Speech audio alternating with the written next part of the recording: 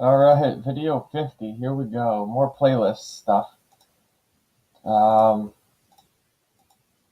So, another thing is make sure, that was what I was showing you last time, the crazy create checks method that I call with a set timeout and component did mount.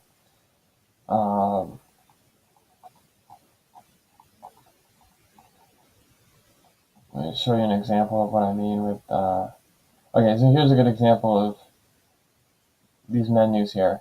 So it takes that index parameter, and this is how we set state. Use the square brackets and then a literal inside of them. And that's how you control. Basically, it's how you deal with state when, here it is for popovers, how you deal with state when you don't know your state ahead of time.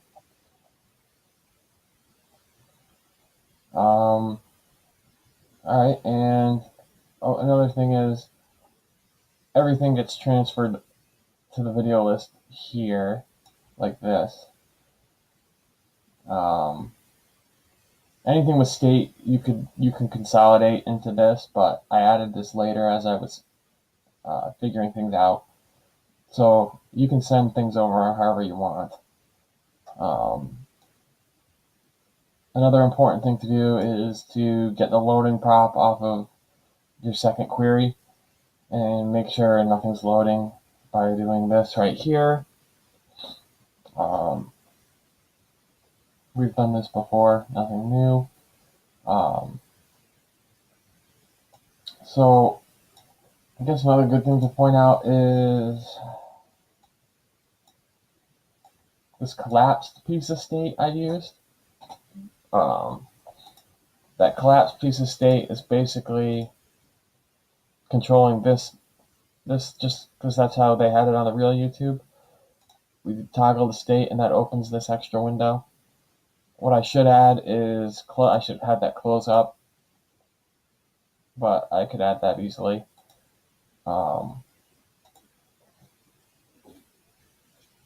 And I just did, this is basically a conditional here. Collapsed and button, not collapsed, and this. Really nothing new here. This is an interesting one where you've got a piece of state and we want to show how long a piece of state dot length, just using a string literal. That way when you type into that field, I didn't actually put the 150 limit on it, but when you type in the field, you get the amount right down there. That's a pretty neat little trick. Just using a string literal and a piece of state dot length, a string dot length. Well, here's the real kicker here.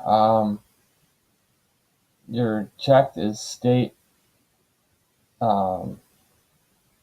whatever the index is, hyphen whatever the inner index is, and handle playlist checkbox change. There's so many functions that you're getting ridiculously long, but it helps me recognize them and know what they do when I see them. So handle playlist checkbox change takes it takes the outer index, the inner index, the video ID, and the playlist ID, and that's all we need. That's all we need right here. And we know we can tell if the box is checked based on the state. So we know right here if this basically is saying, is this false? And if this is false, it means the box is not checked. So the user's clicking it, so we know they want to add that video. So we just call our add to playlist, and we've got our playlist ID from the parameters, we've got our video ID from the parameters, and we just say add true. And basically the opposite, if this is true, then we remove it. And then at the end we just toggle the check mark. We could add the positive here and the negative here if we wanted to. I just shortened it up and made it do the opposite of whatever was there. So if we look back to our playlist resolver, we have that add boolean, and just do a ternary, and if adds true, we push the video ID in to the videos property of our playlist, and if add is false, we pull that video ID out of an array. Pretty cool shortcut that Mongo has. You can just pull a video out of an array based on an item out of an array based on its property. So, and then we just find one and update. Simple as that. Other thing we did was created a new tab. We haven't done much with it as of yet, but we created a new tab for the playlists in our channel. So down here we added playlists, and we're sending a bunch of stuff in. Sort menu. All these sort PLs are going to match the sort by for our videos, just applied to the playlist. So all these things are pretty much review, which gives you the ability to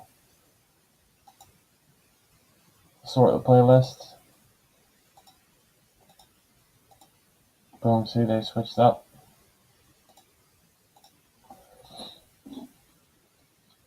I guess the cool thing here, we're going to make these linkable. I think I'm going to make a new endpoint, just like we have a videos endpoint. I'm going to make a separate playlist endpoint that's going to just bring up the playlist.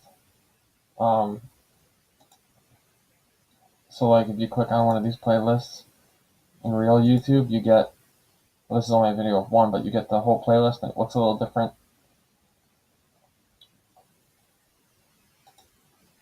But here, yeah, just basic stuff here. Found the right icon, and what you're able to do is,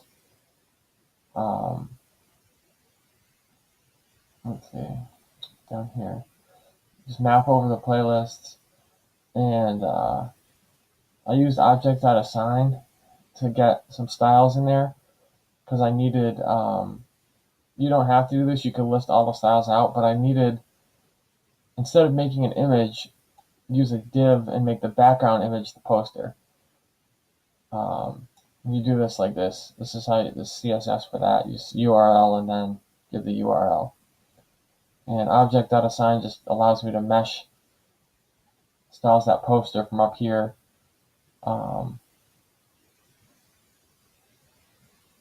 Styles that poster, background size contain, no repeat. And the cool part was the overlay. So by doing a background, then you can just put the overlay inside of it. And inside of that overlay, we've got the amount of videos.length, which is how many videos are in the playlist, and then the playlist icon that we got from our material icons. And by doing that overlay, all we have to do is give it the right height and the right width and float it to the right color white, text line center, and then use one of these cool 8-digit hex colors where the first 6 are the color and the last 2 are the opacity or the alpha, which allows us to get the same look, nice and compact. So don't use an image tag, use a div with a background image. I might have been able to do that over when I used the times for the videos in the video list, but I did it a different way with transformations, which is not as good as this way. This way is definitely better. Yeah, we haven't implemented anything further than this. Our next step is probably to make it so you can click on a playlist and view your playlist. All right. Hope you got a lot out of the playlist series so far. See ya.